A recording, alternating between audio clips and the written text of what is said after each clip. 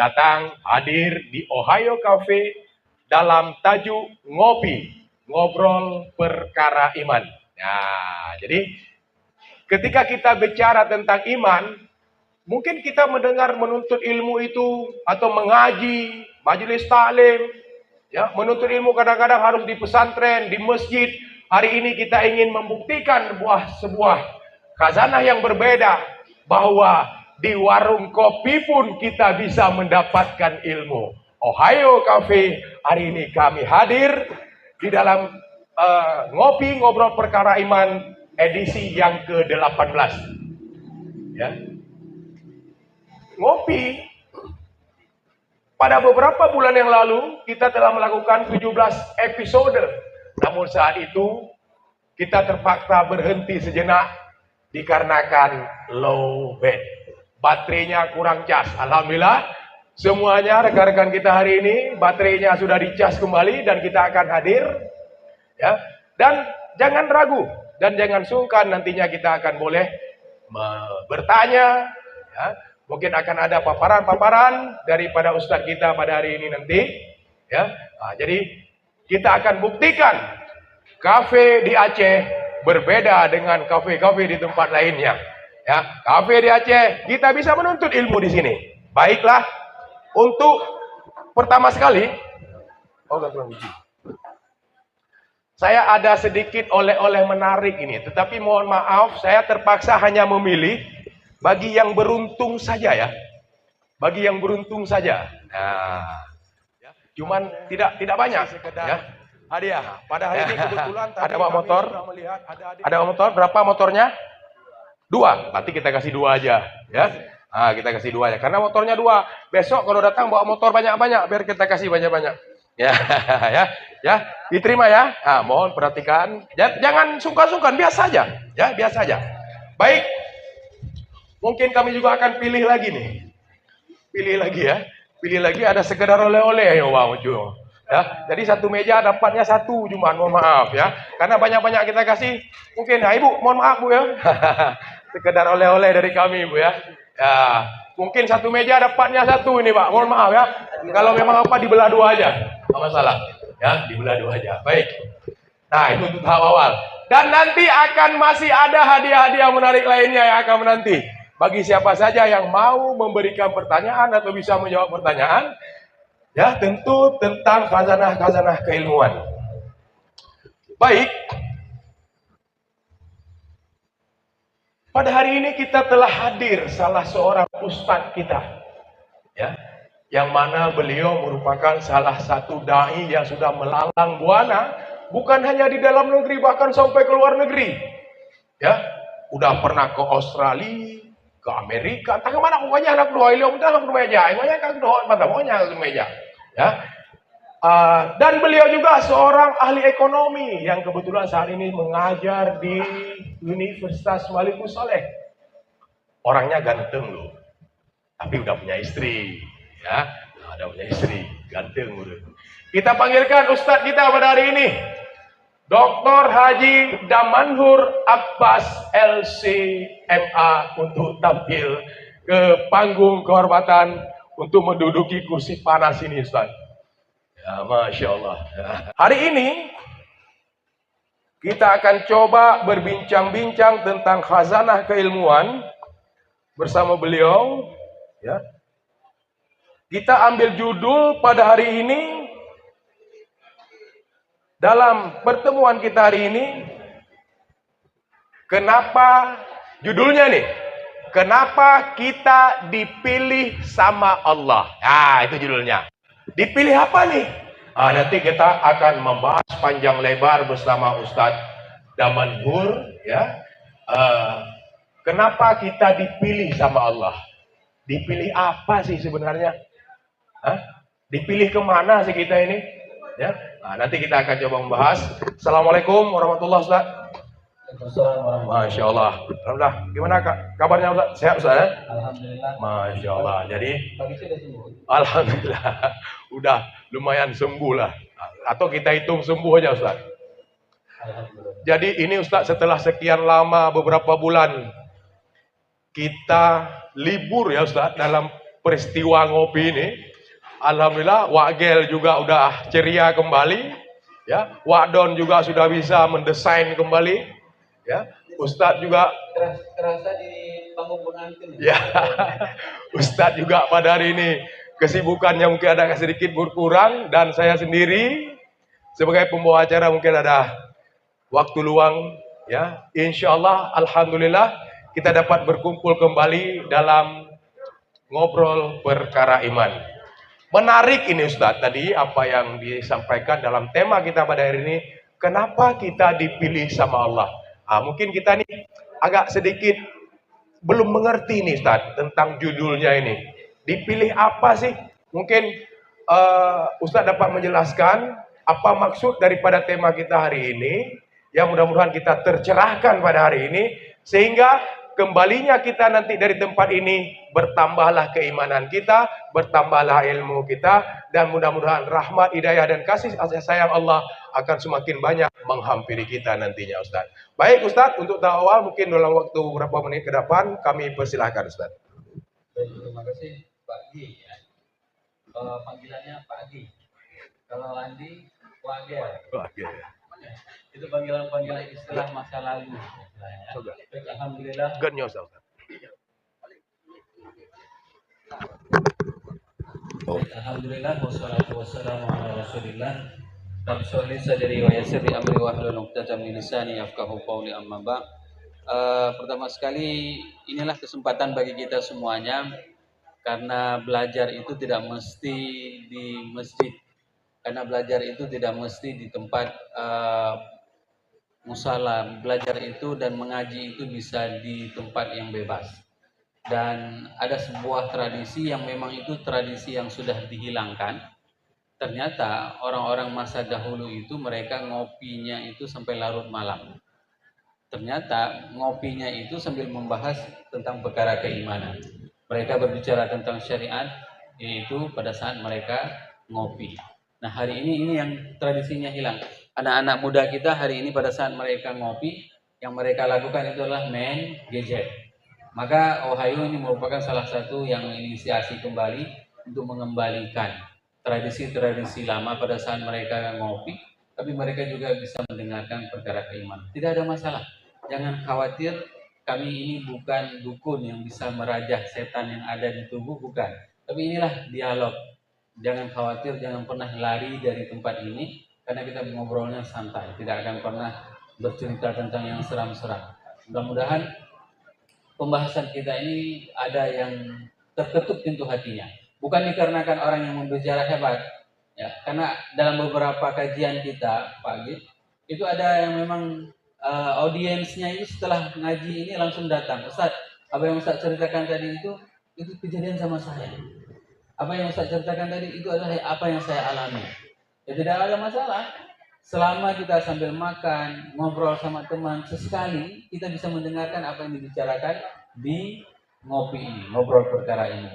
Salawat dan salam mari sama-sama kita panjatkan kepada junjungan kita Nabi besar Muhammad SAW yang telah mengajarkan kita segala aspek.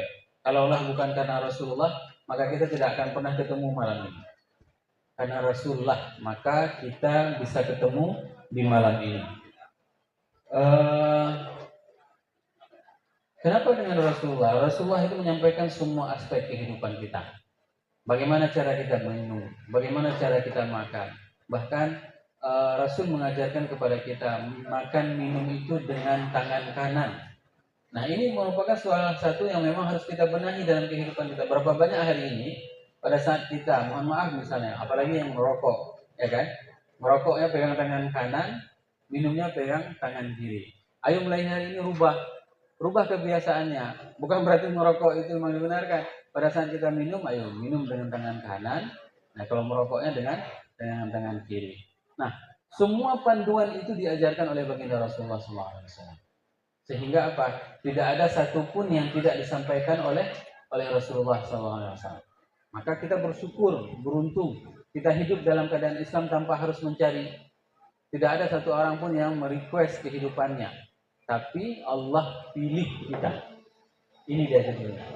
Tidak ada kan satu orang pun, Mak, tolong lahirkan saya dalam keadaan jenis kelamin laki-laki. Mak, tolong pilih saya lahir dalam keadaan perempuan. Tidak ada. Tapi kita alhamdulillah lahir itu sudah dipilih oleh Allah. Bahkan kalau kita dulu belajar biologi, apa yang terjadi? Jutaan sel sperma dari seorang ayah itu yang masuk ke dalam rahim seorang ibu. Tapi yang berhasil menaklukkan sel telur hanya satu. Coba bayangkan bagaimana dahsyatnya. Yang hadir malam ini adalah makhluk pilihan Allah yang terbaik. Sengaja dipilih oleh Allah untuk apa? Untuk bisa memujinya, untuk bisa hidup syukur kepadanya. Sehingga di salah satu event yang kita buat kemarin itu Pak Lisi, pada saat kita cerita tentang berbakti kepada orang tua, ada salah satu audiens kita itu yang datang. Dia kesal sama orang tuanya. Dia kesal gimana? Ustaz, saya itu 3 tahun sudah dibuang sama ibu saya. 3 tahun umurnya dibuang sama ibunya. Dan ibunya mengatakan kepada dia, bahwasanya apa? Ayahmu telah mati. Coba bayangkan. Dan kasus yang paling membuat dia sakit itu adalah pada saat dia tidak dipeduli oleh orang tuanya, ditelantarkan oleh orang tuanya, oleh ibunya, dia berkasus menjadi anak yang nakal. Sehingga dia ditangkap. Pada saat ditangkap, datang seorang laki-laki yang mengakui ayahnya. Datang orang laki-laki, "Nak, saya adalah ayah kamu." Mana percaya dia? Dari kecil dia sudah ditanam sama ibunya, ayahnya sudah meninggal dunia. Saya bilang, waktu itu dia bilang, sehingga saking kesalnya dia sama orang tuanya, dia katakan, "Saya menikah tidak mau kasih tahu ibu saya." Begitulah kesalnya. Ditunjukkan chatnya dengan ibunya. Begitu kesal dia ungkapkan. Saya bilang sama dia, "Dek, apapun ceritanya hari ini, engkau bisa mengikuti kajian, engkau bisa memuji Allah, itu dikarenakan kita numpang di rahimnya." Numpang kita di rahimnya. Kalau seandainya dia jahat waktu itu, dibuang kita, dibunuh kita, maka sah. Tidak akan pernah kita mengenal kehidupan dan kita tidak bisa memuji Allah. Tidak bisa kita berdoa kepada Allah. Tidak bisa kita sujud kepada Allah. Maka minta maaf kepada ibumu. Telepon ibumu. Nah, inilah sebenarnya yang memang harus kita syukuri bersama-sama. Kenapa? Dengan kita bersyukur, kita itu akan bahagia. Dengan kita bersyukur, kita akan bahagia. Tapi jangan tunggu bahagia baru kita akan bersyukur. Itu dia Pak. Nah, banyak orang hari ini kapan mau bersyukur? Ya setelah saya jadi gesi nanti misalnya. Begitu saya jadi gesi, saya baru mau pergi ke masjid. Begitu saya dapat pekerjaan, baru mau saya bantu orang tua. Begitu saya dapat pekerjaan, baru mau saya sedekah. Istilahnya kan seperti itu. Nah, yang menjadi pertanyaan bagi kita semuanya, kita itu dipilih oleh Allah. Sehingga Allah sendiri yang mengatakan, apakah kalian tidak pernah memikirkan bahwasanya annama khalaqnakum abatha. Apakah kami menciptakan kalian itu secara sia-sia? Enggak. Allah menciptakan kita tidak pernah sia-sia. Allah menciptakan kita itu semuanya dengan manfaat. Ada hari ini orang yang memang itu bisa memanfaatkan dirinya untuk orang lain. Ada hari ini orang bisa memberikan kontribusi yang nyata bagi orang lain. Misalnya seperti kafe. Kafe ini sudah jelas malam ini memberikan kontribusi yang nyata bagi umat Islam, yaitu dengan menyediakan suatu malam dalam berapa pekan? Ya, sebulan 2 kali. Ingat baik-baik, sampaikan kepada saudara-saudaranya. Sebulan 2 kali.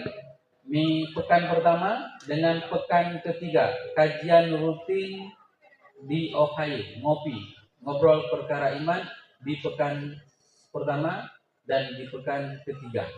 Ya, jangan lupa bayar nanti waktu pulang ya. Nanti tekor bandarnya. Ini pesan. Ya, kenapa ya? Kita belajar, udah dapat ilmu, bisa minum, bisa pesan makanan. Ini kan makanan jiwa. Sedangkan makanan fisik yang kita konsumsi hari ini. Kenapa saya mengatakan ini adalah makanan jiwa, Pak? Jadi banyak teman-teman pada saat saya berada di luar, waktu saya berada di Inggris, itu ada yang menanyakan, emang benar ada Tuhan? Nah, dia menanyakan seperti itu. Bagaimana kira-kira jawaban kita pada saat ada orang yang sama sekali tidak pernah mengenal dengan Islam? Dia menanyakan, emang benar ada Tuhan? Apa buktinya?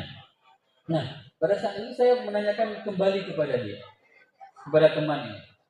Saya tanyakan, apakah semua yang dilihat oleh mata itu benar atau tidak? Bingung dia. Kalau seandainya mata menjadi indikator bagi kita untuk menilai kebenaran, maka itu adalah sebuah kenaifan saja. Sekarang masukkan air dalam sebuah gelas, lalu masukkan sendok. Sendok yang lurunya lurus, itu begitu dimasukkan ke dalam air, jadi patah dia. Ini jelas-jelas di luarnya lurus, begitu dimasukkan ke dalam gelas, bisa bengkok.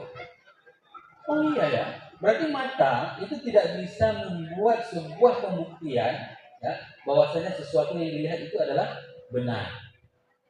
Betul? Kalau nggak percaya, coba lihat gunung Bukit Barisan. Dari kejauhan indah sekali, nampak hijau semuanya.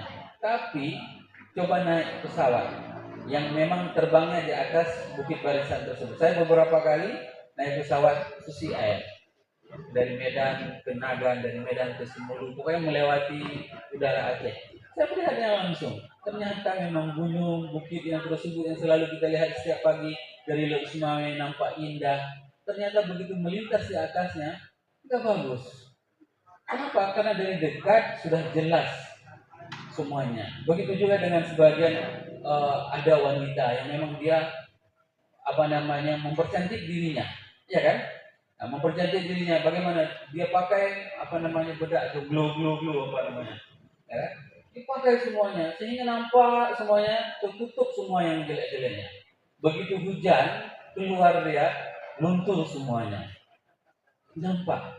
Berarti menandakan apa? Sesuatu yang kita lihat dengan mata itu belum tentu bisa dibuktikan kebenarannya. Sehingga saya tanyakan lagi kepada teman tersebut, kalau seandainya Tuhan itu harus dibuktikan dengan mata, bagaimana Anda bisa membuktikan bahwasannya otak itu ada, hati itu ada? Sedangkan otak kita tidak pernah kita lihat langsung, dan hati kita tidak pernah kita bersentuhan langsung. Semuanya adanya di dalam. Tapi kenapa kita mempercayai adanya hati? Kenapa kita mempercayai adanya otak? Nah, hal tersebut jugalah pada saat kita menjelaskan kepada orang bahwasanya apapun yang diceritakan tentang Allah, hari akhirat, Rasul, malaikat, itu semuanya adalah hal yang gaib. Hal yang gaib itu apa? Sesuatu yang memang tidak pernah dilihat dengan mata dan mereka tidak bisa didengar dengan telinga dan dirasa dengan tangan. Itu hal yang gaib. Kalau sudah kelihatan, itu tidak gaib lagi. Sebagaimana para sahabat selama 10 tahun lamanya, mereka bisa melihat langsung malaikat dengan mata kepala. Ini membuktikan apa? Mereka orang-orang yang hidup di masa Rasulullah di Madinah itu adalah orang yang terbaik. Kenapa? 10 tahun ada permasalahan turun wahyu. Nanyain. Misalnya seperti Audien menanyakan hari ini, apa hukumnya ini? Ya kan? Ditanyakan kepada Rasulullah, yas'alunaka 'anil khamr. Mereka menanyakan tentang khamar. Maka turun wahyu. Bayangkan. Datang malaikat menyampaikan ini jawabannya. Maka Ummul Aiman pada saat itu begitu meninggal Rasulullah, dia menangis luar biasa. Dia nangis luar biasa. Kenapa dia menangis? Abu Bakar mencoba untuk menghiburnya. Wahai Ummul Aiman, kematian itu adalah sesuatu yang memang wajar.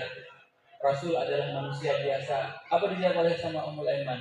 Aku tidak menangis karena kematian Rasulullah SAW, tapi aku menangis dikarenakan setiap permasalahan hari ini yang dialami oleh umat Islam, maka mereka tidak ada lagi tempat bertanya. Coba bayangkan, mereka bisa melihat langsung malaikat masuk di dalam majelis ilmunya. Hari ini tak akan pernah lagi masuk malaikat kemana, ya? Datang kira-kira misalnya makhluk yang ganteng duduk di sini, enggak akan pernah, karena itu berakhir dengan berakhirnya wahyu yang disampaikan oleh Allah.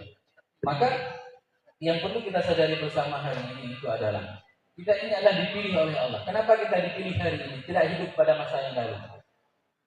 Karena Allah tahu konsekuensinya yang paling baik bagi kita. Mungkin kalau seandainya Allah memilih kita hidupnya kapan? Pada masa Rasulullah, kita termasuk pengikutnya Abu Jahal, termasuk pengikutnya Abu Lahab, orang yang menghalang dakwah Rasulullah SAW. Tapi sengaja dipilih kita hari ini apa? Supaya ada kerinduan di dalam diri kita.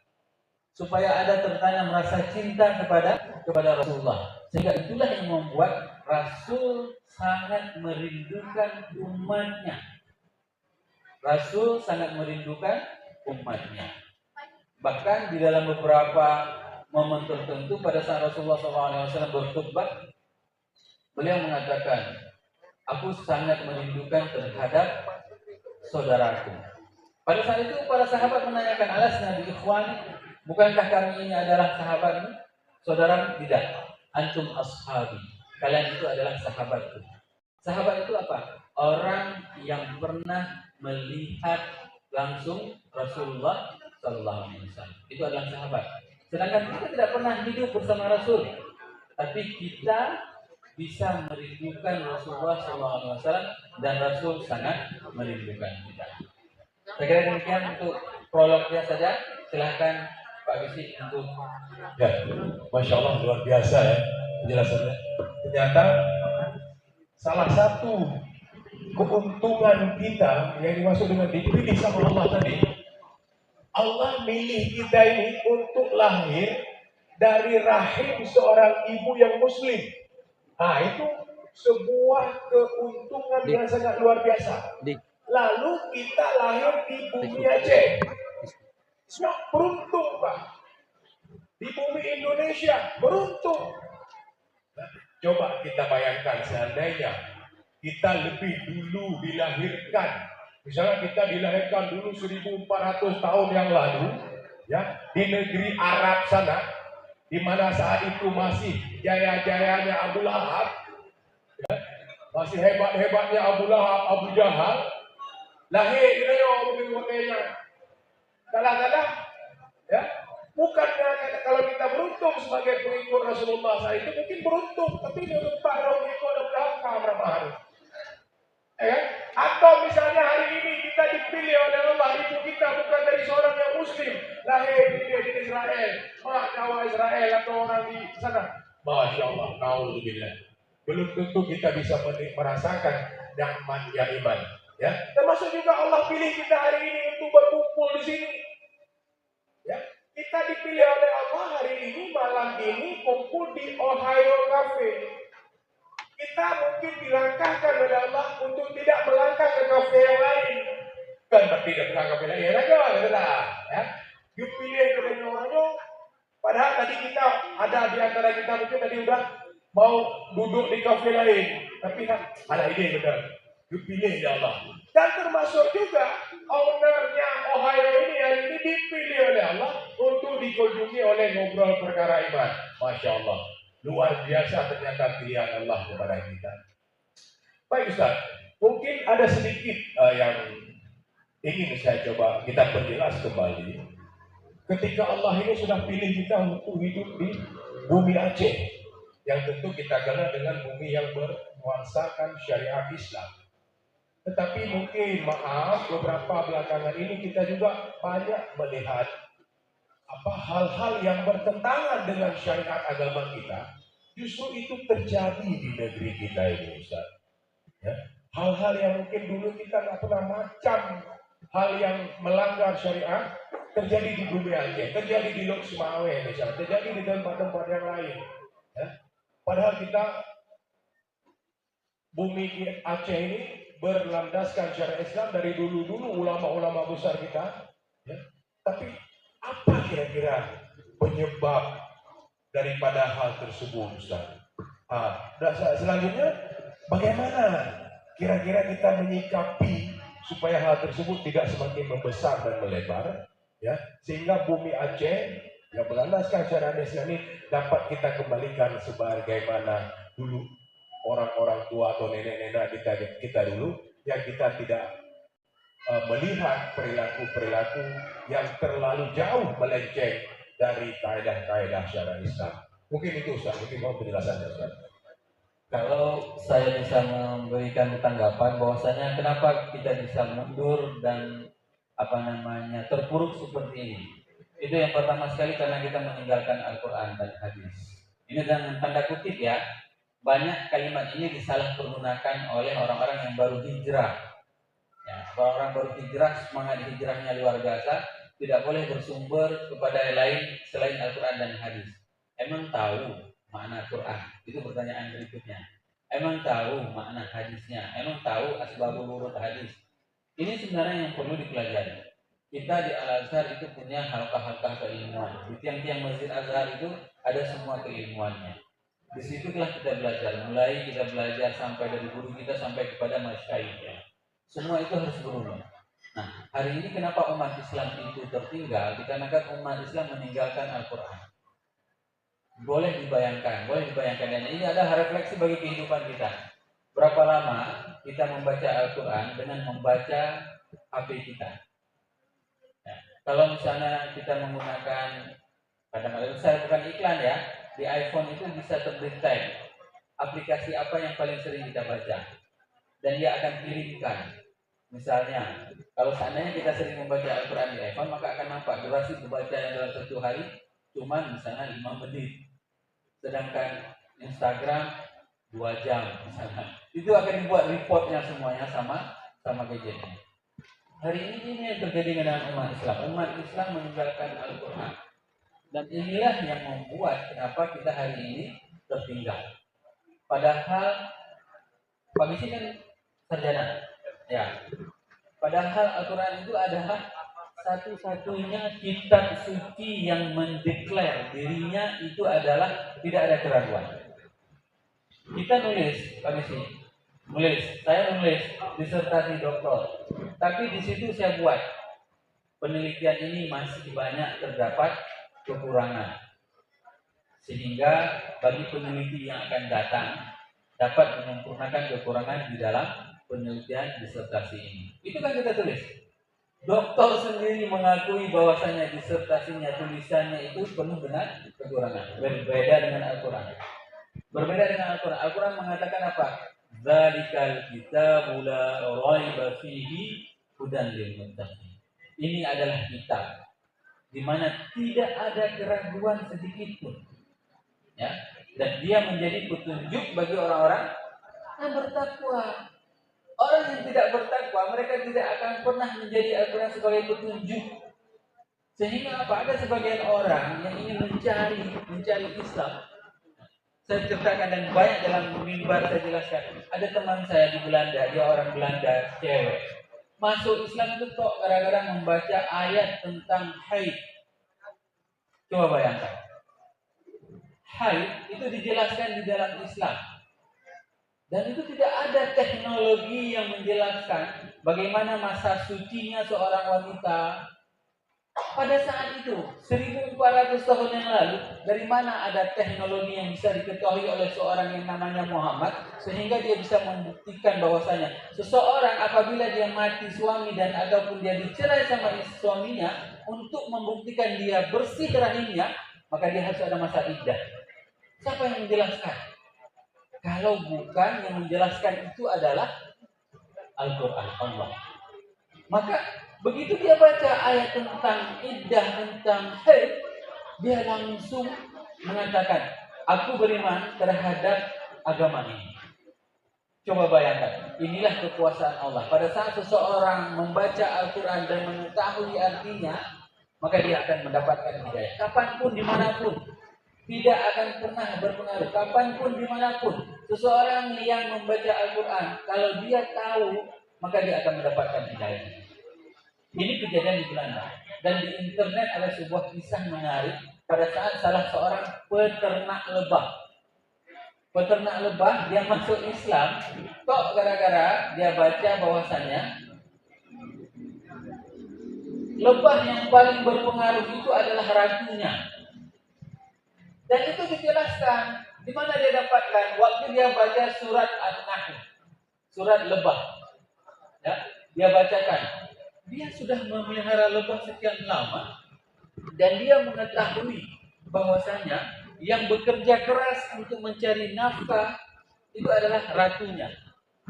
Ternyata pada saat dia membaca Al-Quran, dia menemukan siapa yang memberitahu informasi kepada Nabi Muhammad bahwasanya ratu lebahlah yang paling berperan untuk menghasilkan makanan yang bergizi.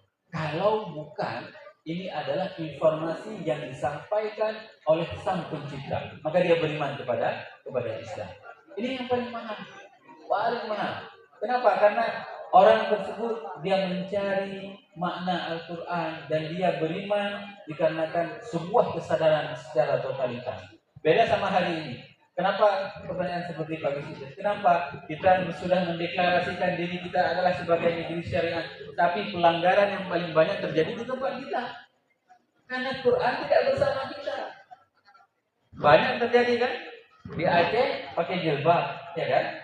Begitu sampai Kuala Simpang jatuh jilbabnya. Ya kan? Begitu sampai Medan lepas semuanya. Begitu juga yang laki-laki. Kemana dia perginya? Sabtu, Minggu dia pergi ke Medan. Ngapain? Dugem. Ya. Untung dia sempat taubat. Dan ini banyak cerita. Banyak jamaah kita, mereka itu adalah yang dulunya mempunyai masa gelap. Ya. Saking gelapnya, setiap Sabtu Minggu dia ke Medan untuk hanya menghabiskan uang dan pesta-pesta seperti itu, dan disadarkan oleh Allah. Sehingga hari ini banyak di antara mereka yang menjadi jamaah kita. Ada juga orang-orang yang memang sudah tidak bisa diobatkan lagi, ya. Sudah direhab berkali-kali, tidak akan sembuh. Ya. Tidak akan pernah sembuh. Tapi Allah memberikan hidayah tersebut. Sehingga apa? Orang tersebut bisa mendapatkan kenikmatan ini. Jadi jangan pernah menunggu. Saya dulu pernah menceritakan dalam beberapa pertemuan, ada salah seorang mu'alaf yang masuk Islam di Jerman.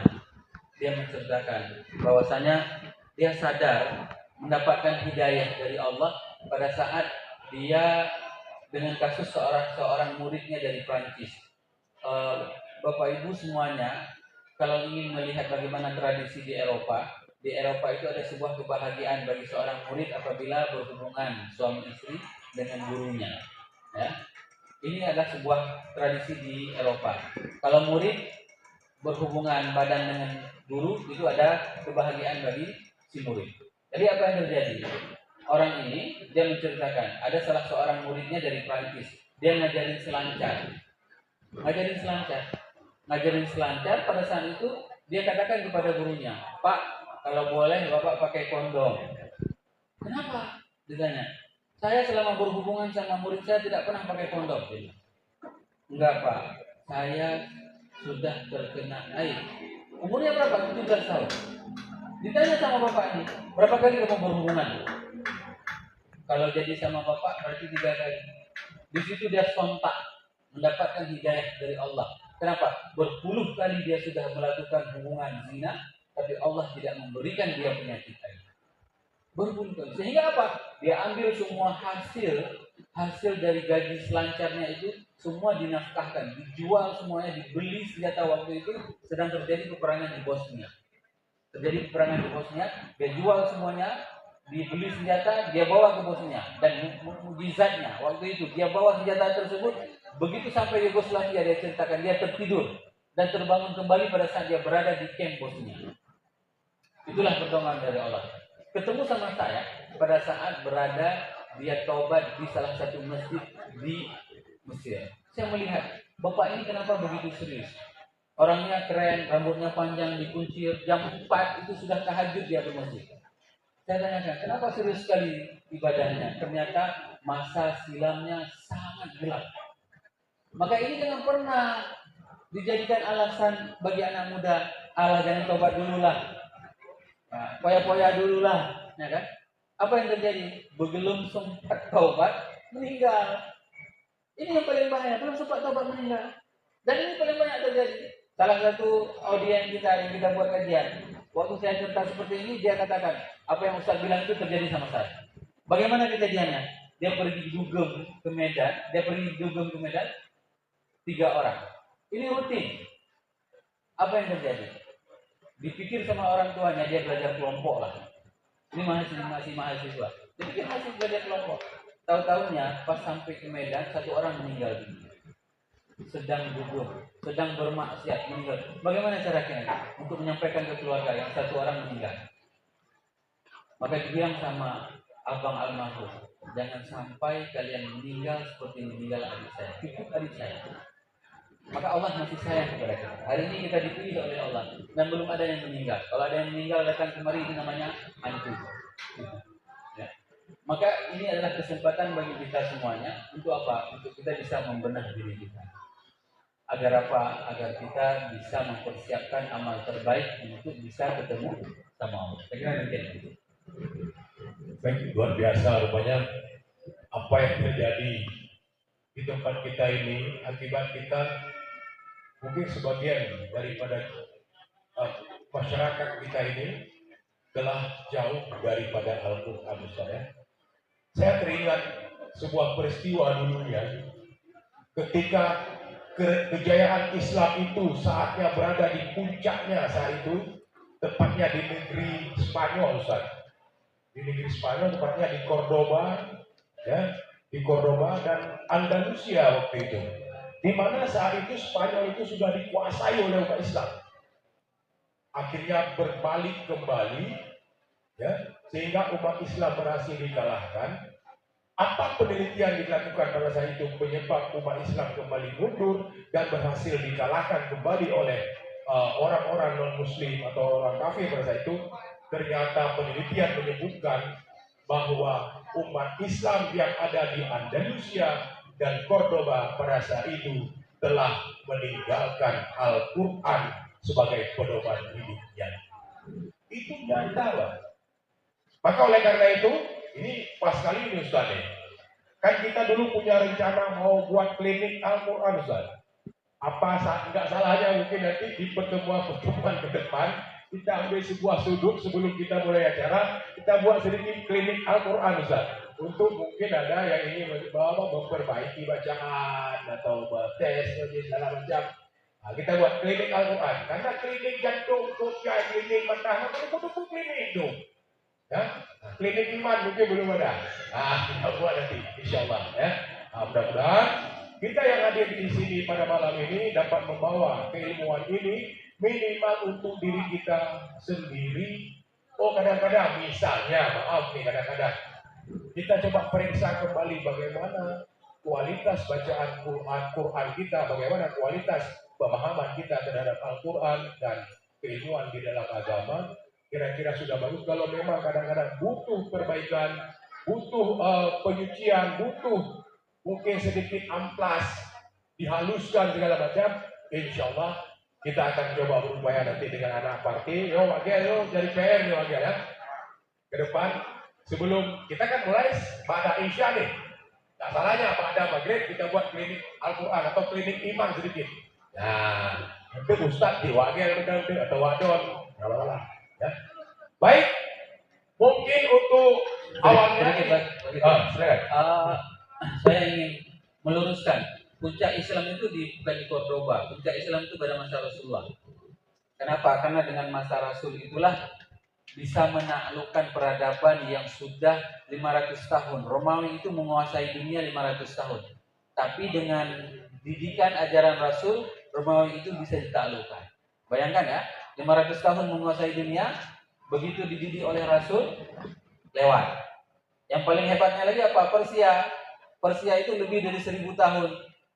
Kerajaan mereka paling hebat. Nah, pada saat dididik oleh Rasulullah dan mereka bisa membebaskannya. Berapa jarak? Hanya 30 tahun. 30 tahun setelah dididik oleh Rasul, Persia tumbang. Ya. Itu adalah peradaban yang sudah ada 1000 tahun lebih. Dan sampai dengan hari ini, coba tunjukkan kepada saya di mana ada sebuah karangan yang bisa mempengaruhi orang semuanya seluruh dunia. Buku itu begitu dibaca, orang bisa berubah mindsetnya. Tidak ada satu buku pun kecuali Al-Quran. Maka ini dahsyat. Silakan Pak. Baik, ya, terima kasih Ustaz. Mungkin tadi salah redaksi sedikit di dalam sebuah bacaan mungkin yang memang benar. Ya, memang kalau puncak paling tertinggi di dalam keislaman itu memang pada masa Rasulullah. Cuman berkembangnya mungkin sampai ke negeri Arab sehingga yang dulunya negeri Spanyol itu dikuasai oleh orang-orang yang Yunani dan Romawi itu berhasil kita kuasai dan kita taklukkan dan banyak masyarakat di sana yang memeluk agama Islam. Namun terakhir kita kembali mundur ke belakang dan itu dikarenakan masyarakat tadi telah meninggalkan Al-Quran. Baik, untuk tahap awal kita coba mencari beberapa penanya ya. Ya, mungkin ada yang ingin bertanya. Nah, yang ingin bertanya tentang apa saja. Jadi tidak terbatas pada masalah materi yang kita bahas. Mau nanya apa saja. Apa betul apa saja mau nanya? Kira mau nahu minum peng bukannya jauh Bandung kalau ini. Ada Ya. hadiah. Ya. Ada hadiahnya nih siapa yang tanya? Demanya mana hadiah? Kita kemarin itu buat produk dari ngopi ya. Sehingga dari produk tersebut ada laba dan dari laba tersebut kita bisa bagi-bagi hadiah. Jadi janganlah dianggap ngopi ini ya mencari-cari proposal di luar ya. Sehingga kita cetak baju. Nanti ke depan mungkin Wadon akan buat lagi baju dengan versi yang baru. Semoga nanti kita bisa jual lagi karena dari laba tersebut inilah yang akan menjadi dana bagi kita untuk berdakwah. Silakan. Baik, Prof. Jadi seperti yang sampaikan tadi, maka beberapa bulan lalu kita ngopi ini sempat ambil ketri lah, low bed, hanya kali menjaga, malah kagak low. Baik, mungkin Pak Monas TV ya, Pak Muhammad Nasir ingin mengajukan pertanyaan, silakan.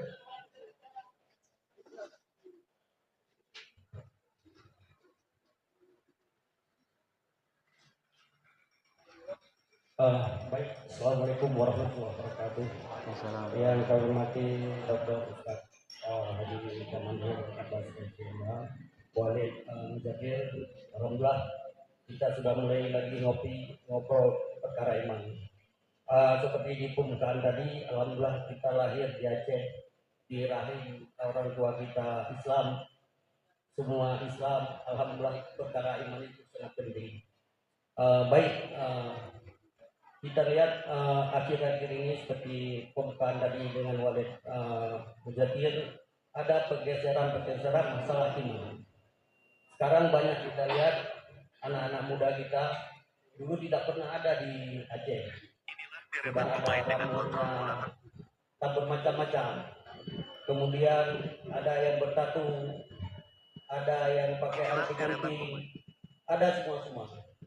Mereka kadang-kadang berulang masuk dalam geng motor, ada GPL gerakan dari setan apa perkara iman itu apakah dengan pergeseran mungkin atau seperti Ustaz sampaikan tadi karena kita sudah bergeser dari Al-Quran dan hadis, itu bagaimana fenomena Ustaz kita lihat dari anak-anak muda kita, malah ada sekarang sudah tren lagi kemana-mana pergi pakai celana pendek di atas lutut kan, biasa aja di depan ibu juga kayak gitu.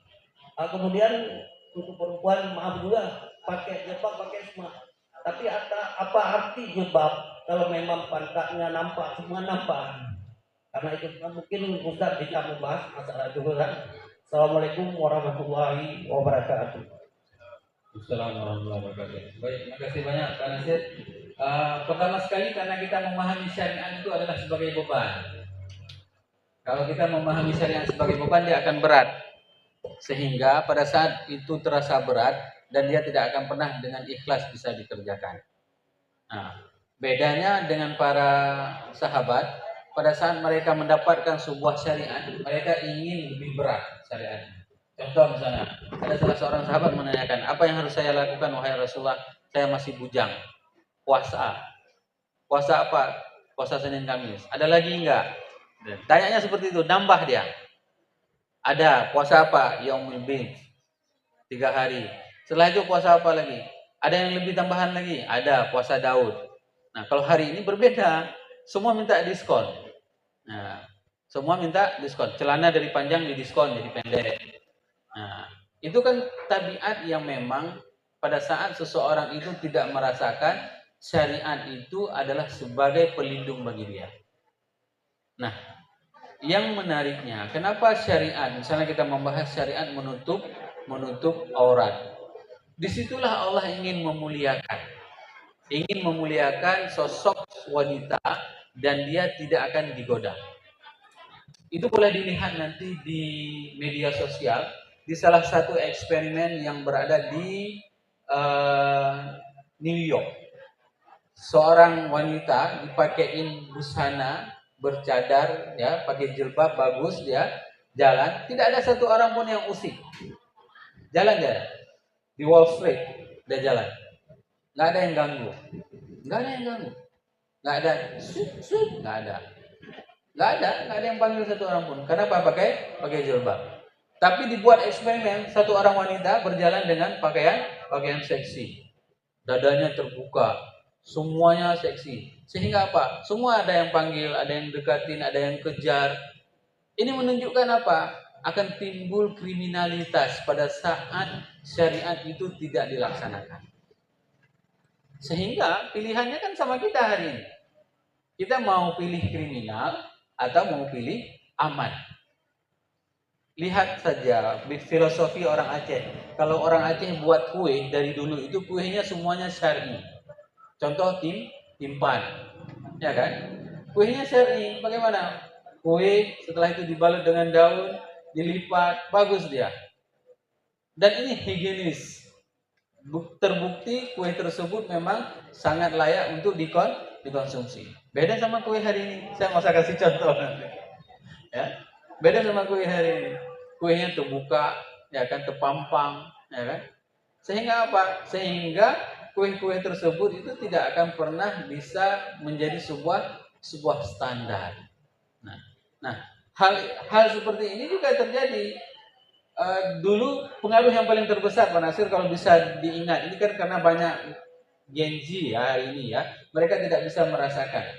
Di masa kami muda di 90-an ya, itu ada sebuah pagekampung namanya, ada sebuah aturan di kampung, setiap maghrib anak-anak muda itu semuanya ngaji di Nasa. Hari ini tidak ada. Hari ini semua anak-anak muda di saat maghrib sibuk dengan gadgetnya. Dulu nggak ada, masa kami itu nggak ada. Dan aib seorang wanita keluar setelah Isya.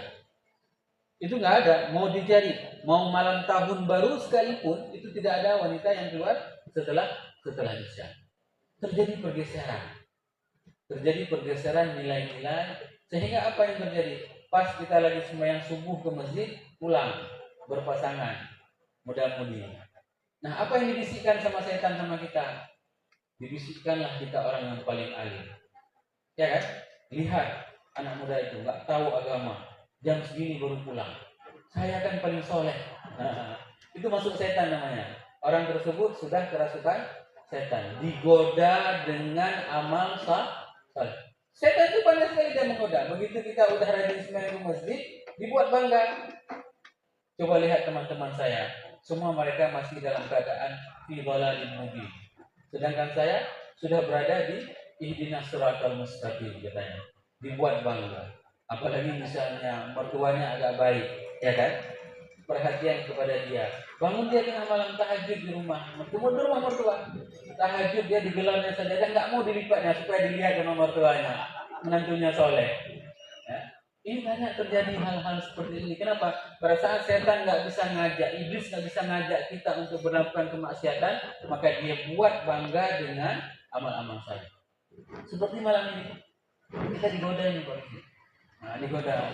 Kenapa digoda? Wah, orang ini buat kajian di kafe, nggak ada orang lain buat kajian. Mereka pencetusnya. Itu diantara bisikan dari itu. Sehingga apa yang harus kita lakukan manusia? Mari sama-sama kita lindungi diri dan keluarga kita. Harus kita lindungi. Kenapa? Saya sering menasihati orang tua pada saat orang tua itu menganggap anaknya itu adalah intan payung. Ya. Banyak orang tua menganggap anaknya intan payung. Dan beberapa kasus saya berbicara sama Pak Dandi, Pak Mahya. Suatu kasus kejadian begal tersebut. Apa pengakuan orang tuanya? Anak saya paling baik. Ya, anak saya paling baik, paling soleh, ini itu semuanya paling semuanya. Tahu apa yang terjadi? Ternyata dia punya geng sendiri. Ternyata dia punya kehidupan sendiri. Dan kehidupan itu tidak diketahui oleh orang tuanya. Kenapa? Karena tidak ada jalinan komunikasi antara anak dengan orang tua, terputus. Inilah yang paling bahaya. Pada saat orang tua mengklaim anaknya paling baik, tapi ternyata maaf bahasa yang mengisahkan lupa. Pada depu indri nih, ya. Begitu kita tahu, ternyata dia lebih dahsyat. Maka itulah perlu pemantauan. Orang tua tidak hanya cukup mendidik anaknya di lembaga pendidikan yang Islam, tapi juga perlu melakukan pemantauan secara melekat. Selalu ajak komunikasi, tanyakan. Kami dulu kalau sudah pulang itu lewat isya jam 10 malam pulang, itu digembok pintu rumah. Karena mau ya, karena mau hari ini coba gembok pintu rumah. Lebih senang dia, nggak pulang seminggu dia. Kenapa? Karena memang tidak ada sanksi dari keluarga, tidak ada perhatian dari keluarga. Sehingga kalau seandainya keadaan seperti ini sangat memungkinkan begal itu terjadi. Dan rata-rata pada saat kita diskusikan begal itu dengan Pak Kapolres, Pak Hengki, tidak ada perhatian dari orang tua. Tidak ada pernah diperhatikan oleh orang tua. Maka kebijakan Pak Kapolres itu mengatakan apa? Kalau sekali lagi terulang, maka yang akan ditangkap itu adalah orang tuanya. Itu harus buat seperti itu. Ini anak ini kalau dia nggak betul-betul lagi terjadi di luar, yang akan ditangkap orang tuanya. Kenapa? Karena dia tidak bertanggung jawab terhadap anaknya. Baik, mungkin sedikit tambahan, Ustaz, Pak Nasir. Penyebab salah satu kenapa tingkat kriminal itu yang dilakukan oleh remaja-remaja sekarang ini semakin ramai, mungkin semakin mengerikan. Salah satunya dikarenakan kita masyarakat yang di luar pada mereka itu terlalu membenci mereka. Jadi benci dikatakan dalam begalnya. Seharusnya ya kita boleh membenci perbuatannya. Perbuatannya silakan kita benci. Ini ada kalian orang hendak pakai jilbab, benci itu, benci itu kepada orang ini, Pak. Bencilah kepada perbuatannya. Orangnya sayangi. Orangnya sayangi, perbuatannya silakan dibenci karena melanggar syariat. Minimal ketika kita telah menyayanginya, kita menengadahkan tangan kepada Allah. Ya Allah, Tuhanku, lu ubah adiknya, ya Allah. Tatim berdoa, berdekat-dekat tepuk, kanu badatnya. Tatim berdoa, berdekat-dekat tepuk, kanu yang tak anggap juhudnya. Itu bentuk sayang kita. Nah, jadi kita sayangi mereka, kita benci perbuatannya, silakan, tapi orangnya tetap kita sayangi. Minimal kita mendoakan mereka. Nah, mudah-mudahan dengan kadang rame-rame dalam doa, diterima viro, katanya, kupura mereka diterima doa. Kamu doa waktu viro benda diterima. Hah? Itu lagi contoh viro depan nasi doa gitu. Itu kok petang nih. Doa kok ramai doa dong, nama Allah dan ku lebih kedua kita buka akai buka kai diterima doa. Kabe. Jadi itulah. Jadi senjata umat Islam adalah doa. Tengok tak kurus lah. Akhirnya yang contoh lah, pemimpin yang ada kena jadi ni. Kamu doa hantar pemimpin.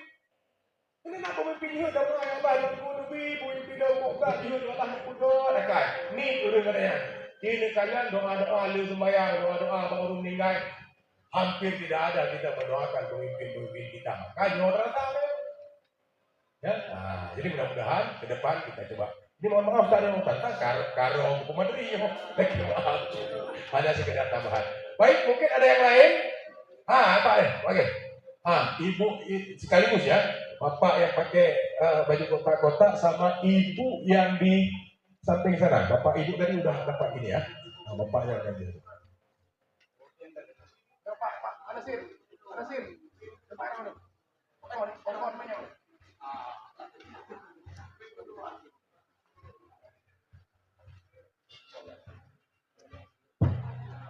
Bismillahirrahmanirrahim.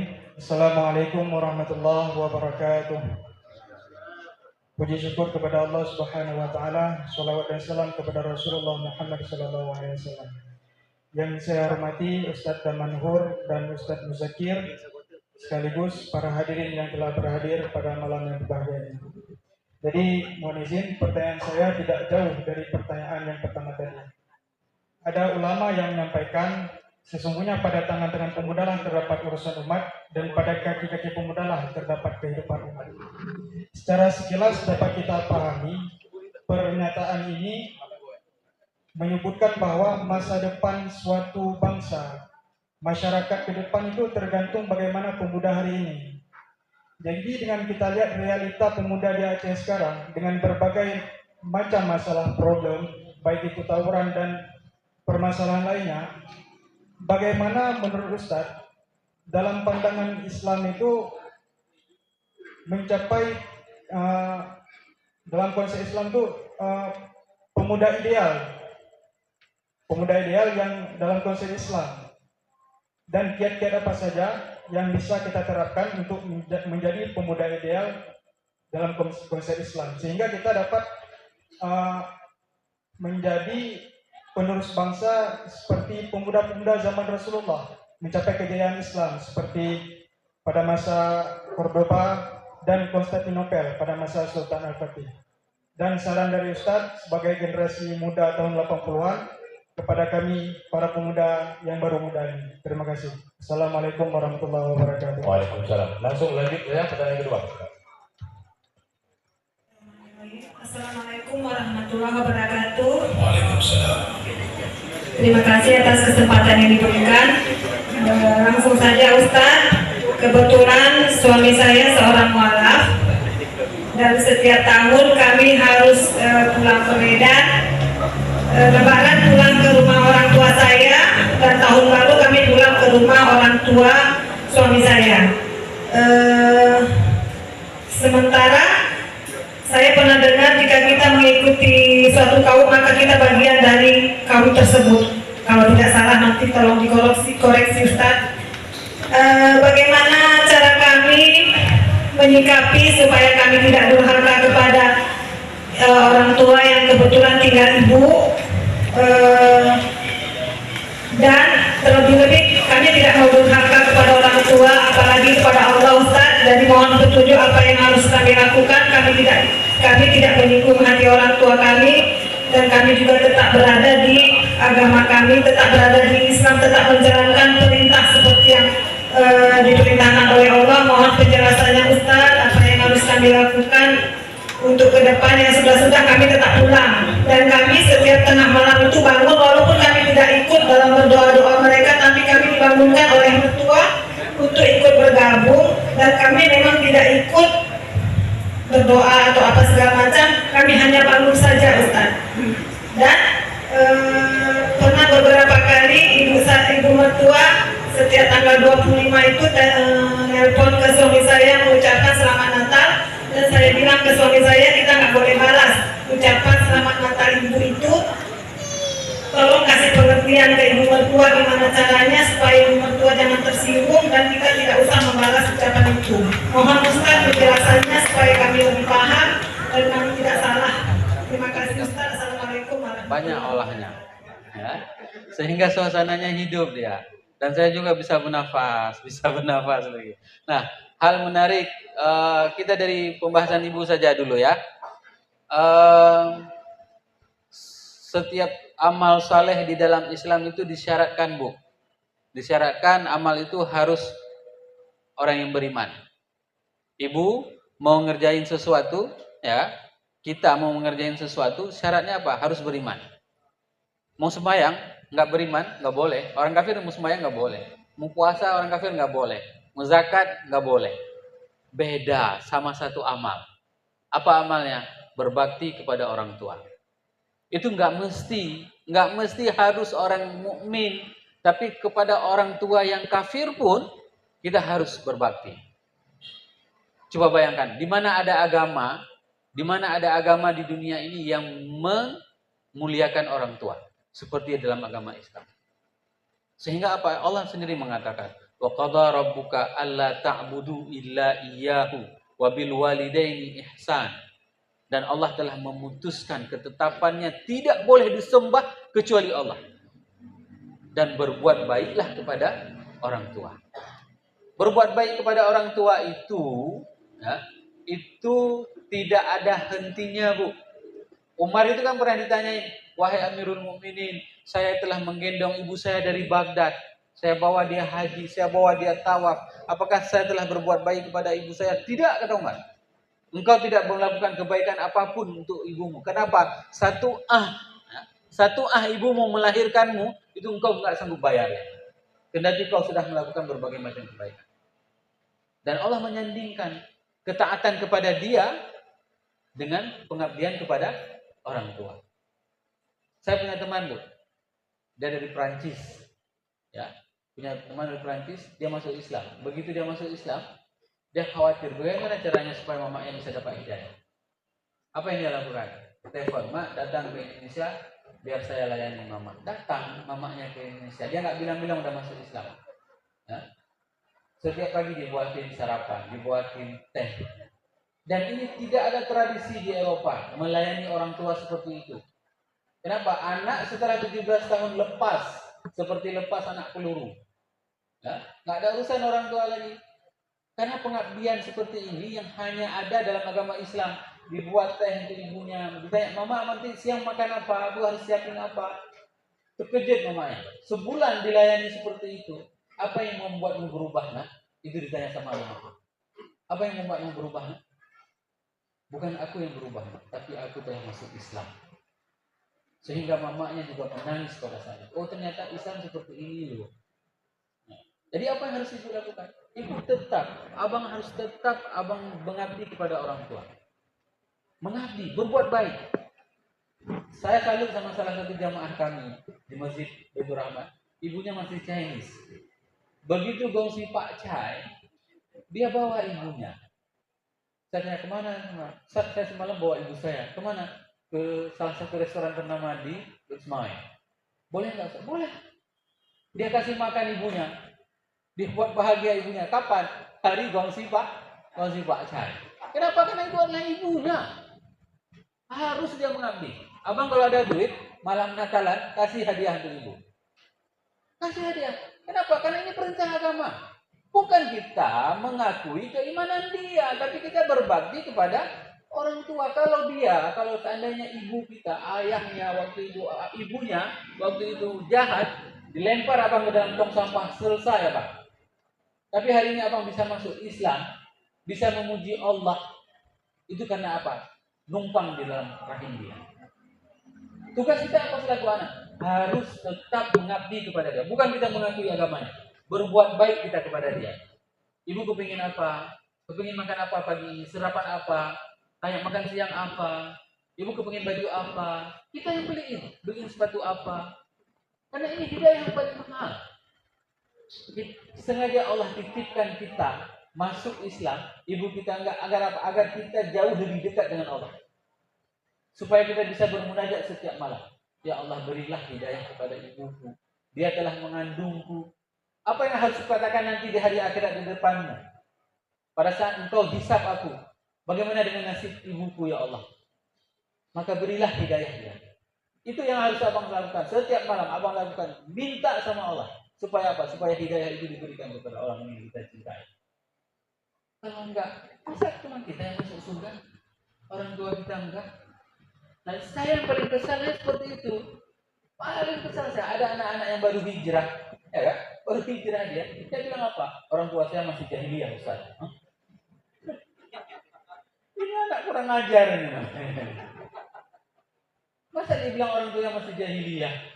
Memang kalau dia orang tuanya nggak baik, ini jadi anak apa dia? Jadi jangan pernah menyalahkan mereka. Ya. Itulah namanya pengabdian kita selaku anak terhadap orang tua. Kita tidak akan pernah mengikuti agamanya. Mus'ab bin Umair itu adalah salah seorang yang memang dicabut semua kenikmatannya. Bayangkan, saking parlentenya, dia itu dipuji sama Rasul. Mus'ab, parlente sekali. Hari ini siapa di antara kita yang begitu lewat tahu orangnya ini karena parfumnya? Jarang kan? Nah, misalnya saya pakai parfum ini, saya lewat, oh itu barusan yang lewat pasti sudah teman dulu. Kenapa? Dari parfumnya. Itu terjadi sama siapa? Sama Mus'ab bin Umair. Begitu dia lewat di lorong Mekah, orang di Mekah tahu, barusan lewat itu Mus'ab. Dari mana tahu? Dari parfumnya. Bayangkan bagaimana kasih sayang ibunya terhadap dia. Semua fasilitas diberikan. Sehingga Rasul sendiri memujinya. Ma ahsanul limmah wala arfahullah.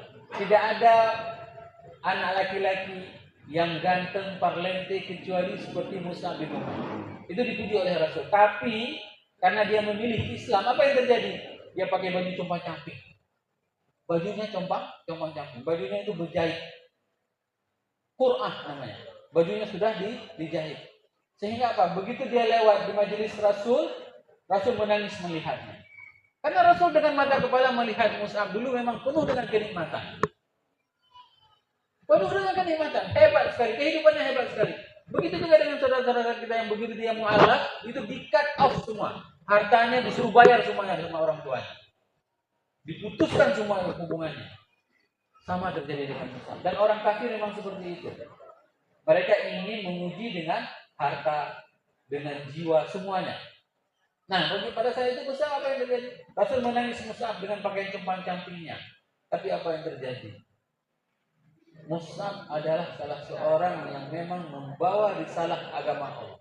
Dia mengislamkan seluruh penduduk Madinah. Hasil negosiasinya, hasil bicaranya. Ini jawaban yang kedua. Kenapa? Karena anak muda itu adalah anak yang memang dekat dengan Allah dan Rasul. Bagaimana caranya? Ya seperti tadi, dia meninggalkan semua kesibukan dunia. Glamornya Mekah pada saat itu setiap malam itu punya party. Ya, bukan party seperti ini. Party, mabuk-mabukan. Mereka itu mabuknya di Ka'bah. Itu gratis. Siapa yang biayai itu adalah orang kaya di Mekah. Ya, orang kaya di Mekah. Mughirah itu adalah salah seorang yang paling kaya. Walid bin Mughirah itu adalah salah satu orang yang kaya di Mekah. Dia biayai semua fasilitas mabuk. Banyak kan hari ini kan di kota-kota besar. Kalau misalnya kita datang, ya kan, si fulan itu tagihan karaoke-nya itu sampai 1,5 miliar loh. Itu diberikan fasilitas gratis. Siapapun yang mau masuk silahkan pakai fasilitas dia, karaoke dia. Oh kalau mau mabuk silahkan pakai fasilitas dia. Ada orang yang memang menghambur-hamburkan uang seperti itu, ya, berdonasi untuk kemaksiatan, dan itu terjadi.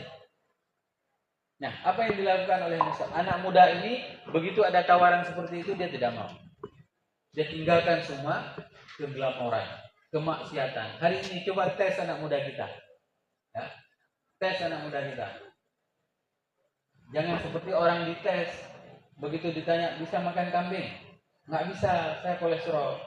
Tapi kalau dibilang gratis, hilang kolesterolnya. Hilang kolesterolnya. Begitu juga dites, tes keimanan, ya kan? Ada katakanlah misalnya wanita tunasusila ditawarin bayar, nggak mau dia. Ya kan? Begitu dikasih gratis, ya kan? Oh nggak apa-apa lah, kapan lagi gratis. Ini uji keimanan. Jadi anak muda itu belajar dari bagaimana hebatnya Rasul mendidik para sahabat. 10 orang anak muda, ya, itu 10 di antara orang yang masuk surga, 5 anak muda. Coba bayangkan. 10 orang yang dijamin sama Allah itu masuk surga. Rasul menjamin mereka masuk surga. 5 orangnya adalah anak muda. Enggak main-main mereka. Dan orang yang paling banyak meriwayatkan hadis itu adalah anak muda. 5 itu adalah anak muda. Apa yang mereka lakukan? Mereka tidak menghabiskan waktu muda mereka untuk bermain. Kita punya siklus. Kecil main-main. Dewasa serius. Tua menikmati kehidupan. Beda sama orang Indonesia. Kecil sekolah, dewasa sekolah, tua sakit-sakitan. Jadi nggak pernah menikmati kehidupan. Ya, beda sekali. Nah, di dalam Islam itu diceritakan, kecil itu memang main-main. Terbukti kan, kita waktu kecil mengapain? Main sepeda kan? Main sepeda, main layang. Coba bayangkan hari ini udah tua main sepeda dia. Ya, udah tua masih main sepeda, nggak berhenti main sepeda. Mulai pagi sampai sore, sambung lagi besok. Ya. Aneh. Kapan dia belajar? Kapan dia memperuntukkan dirinya untuk belajar seperti ini? Aneh sekali kehidupan. Ya. Umur 20 tahun itu masih main game. Saya nggak bisa terbayang saya. Bagaimana bisa kehidupan seperti itu? Duduk misalnya di warung kopi seperti ini ya. Duduk dia satu meja, ketembak adu. Ini Yusuf. Subhanallah, luar biasa ya. Nggak bisa. Apa bahasa orang Jawa, beyond imagination namanya ya. Di luar perkiraan kita, kok bisa umur sudah di atas 14 tahun dia masih menghabiskan waktu dengan game. Nah, ini semuanya merupakan refleksi bagi kita semuanya. Persiapkan generasi, karena generasi muda itu adalah generasi yang akan akan menaklukkan dunia. Dunia ini tidak akan pernah bisa ditaklukkan kalau seandainya generasi mudanya itu adalah cemen. Ya. Cemen itu tahu? Kalau kata sama Pak Gesi, cemen itu Superman, kata Pak Gesi ya. Tapi Pak Gesi nggak berani juga bilang di depan ibu, ya kan? Superman itu orang yang punya istri 4 katanya.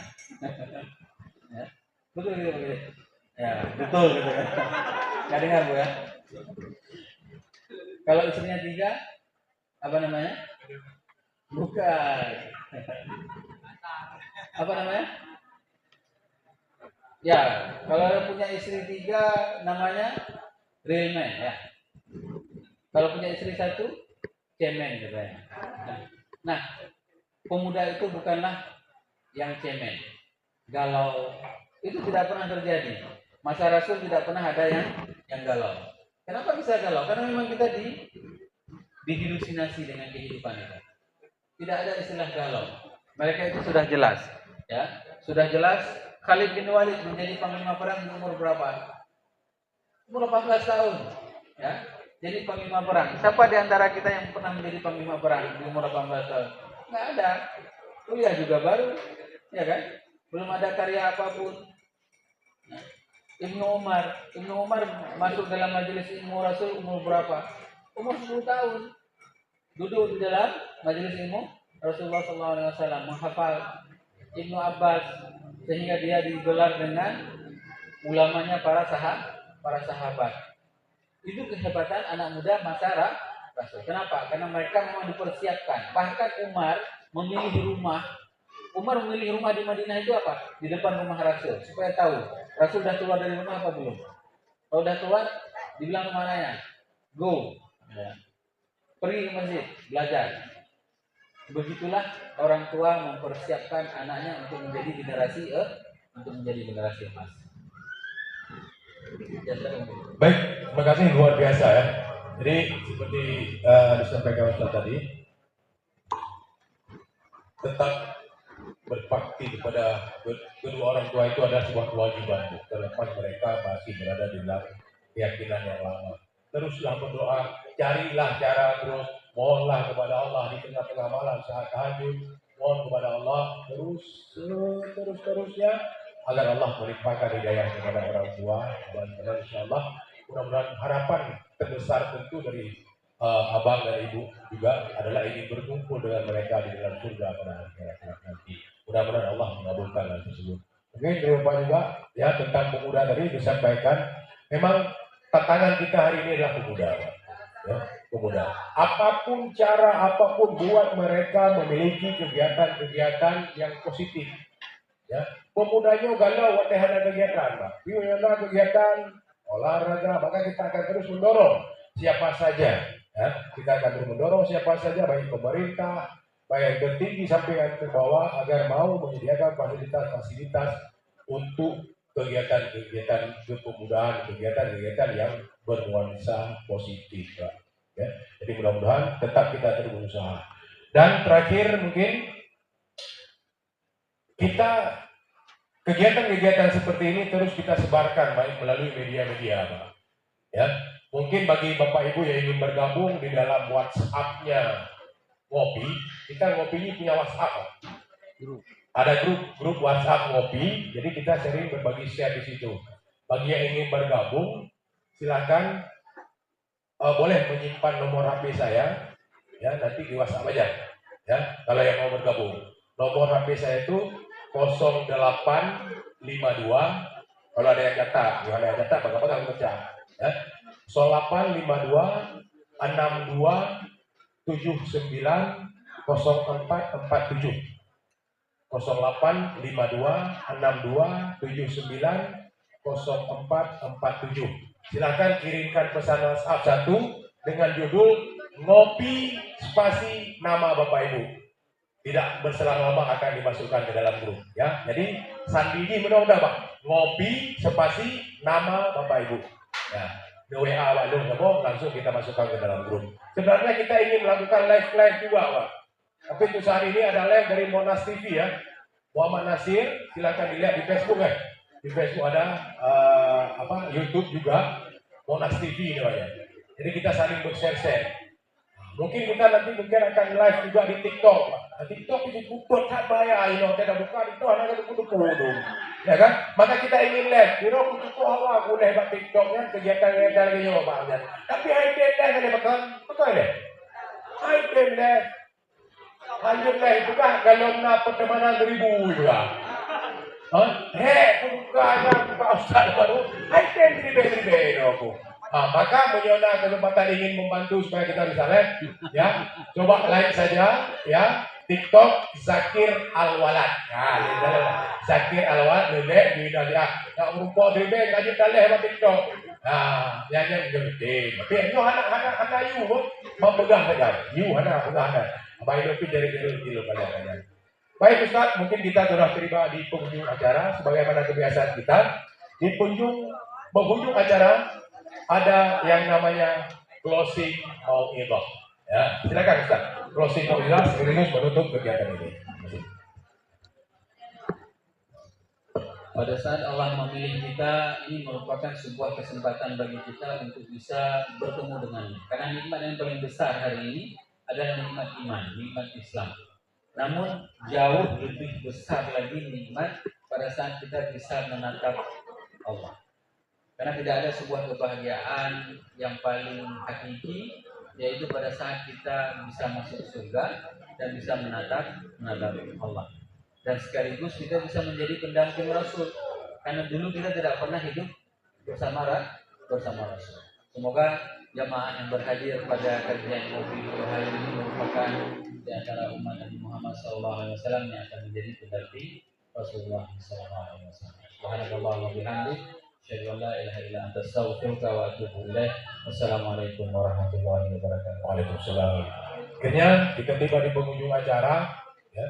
Dan kegiatan ngopi ini untuk khusus di Ohio Cafe kita akan laksanakan setiap minggu pertama dan minggu ketiga, Pak. Kita rencanakan setiap malam Sabtu. Jadi ke depan mudah-mudahan kita dapat menghadirkan kembali lebih ramai lagi, bawa keluarga-keluarga, dengan pegang desa udah. Tengok dua minggu ke depan jangan datang sendiri, wah mak kami kena bapak ayah kami kena aju anakku. Jangan keluarga aju. Balik bawa ajak mama, ajak bapak, ajak adik, ajak kakak. Yuk, makanan minuman ini pesan aja nggak masalah, Pak. Pesan aja terus. Asal datang kemari pesan terus. Namun sebelum meninggalkan tempat jumpai kasir dulu. Jumpa kasir dulu, selesaikan pesanan-pesanan tadi, baru boleh tinggalkan tempat. Ya, terima kasih kepada owner daripada OMKB, Bang Zaki Mubarak, Bang DJ dan Bang Rijal. Ya. Mudah-mudahan ini menjadi amal bagi kita semua. Catat sebagai amal kebaikan oleh Allah Subhanahu Wa Taala, dan Allah simpan pada hari akhirat dapat kita gunakan, karena di sanalah kita membutuhkan amal-amal kebaikan tersebut. Terima kasih kepada Wakil, Wadon, ya, tetap semangat. Ya, kita tim anak Prio, jadi harus kita kembangkan terus. Ya, tim daripada anak partai, insya Allah, teman Hur juga sebagai pembina kita semua. Ya, mudah-mudahan ini dapat terus berlanjut, dan kami sangat mengharapkan dukungan daripada kita semua agar ini dapat terus berjalan. Dan kita sedang mengupayakan kembali agar di lapangan Irak sebagaimana dulu kita lakukan, kita dapat lakukan minimal sebulan sekali di situ.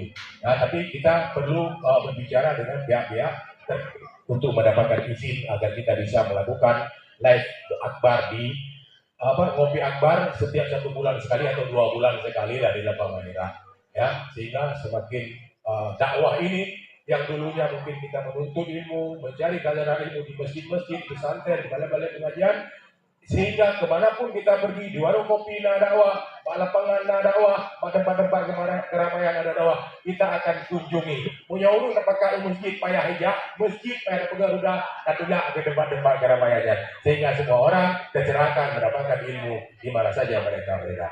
Terima kasih atas segala perhatian, mohon maaf atas segala kekurangan. Adalallahu yakum ajma'in. Wassalamualaikum warahmatullahi wabarakatuh.